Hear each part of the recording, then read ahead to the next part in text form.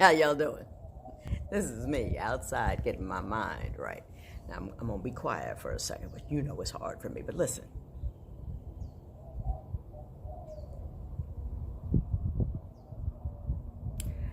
I'm using the birds and their words to help me get my head together. I have always been a quirky chick. But the wonderful thing about being a quirky chick and acknowledging that you're a quirky chick is that I always take the time to make sure that my mood is not dictating my actions.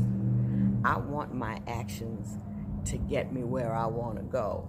And sometimes my mood ain't the right engine to get me there. So I have to adjust. I have to get ready. I have to understand. I'm telling you this because I think it's a good thing for us all to do.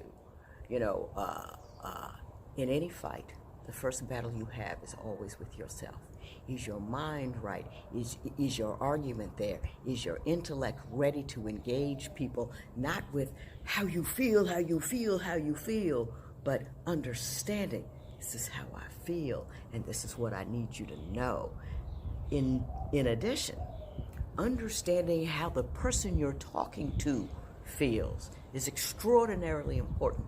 And a lot of people, we're a very combative race. And I'm talking about the human race. We're a very combative group of people. And sometimes it seems that when you take the time to truly understand the other person's position, you're not being, you're feeling a little soft about it. Like, I don't, he's so wrong. How is it that I need to understand how he feels? Let me tell you why. Understanding how people feel, because people feel far faster than they think. And their intellectual arguments are always informed by their emotional needs.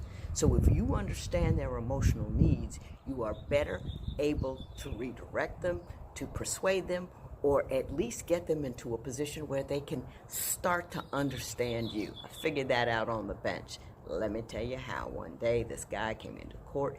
He was in on a domestic violence charge. I yelled at him and sent him to jail. My mother, who happened to be in the courtroom, came to me later on and said, let me tell you what you did wrong. What you did wrong was you sent that man to jail believing that he is the victim of the bitch he hit and that bitch that subsequently put him in jail.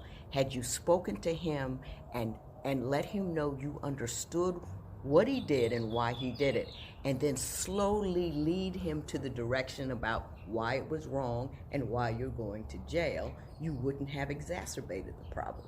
Made it worse, made it more terrible. And anytime I put anybody in jail after that, I always made an effort to make sure the person that I was talking to understood that I understood, and that there is a way to come back.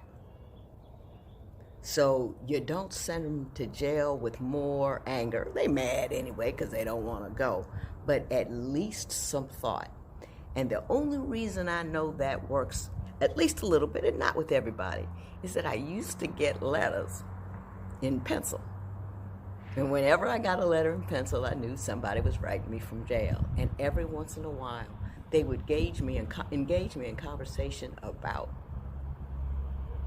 what it is they thought about what I said and what it is they thought about what I didn't understand. And I always wrote them back, because incarceration without elucidation is meaningless. It's just a timeout with no understanding. So I said all that to say I don't know what. But I'm out here with the birds and the sunshine to get my cool together, and I want you to get your cool together. I want you to be able to do whatever you have to do, fighting the pandemic, fighting for social justice, fighting for a world that you think is changing and hurting you. I want you to be able to have your emotions in full view and your abilities about you and your wits together, so we don't exacerbate the complications of the drama that we're in. That was your peace.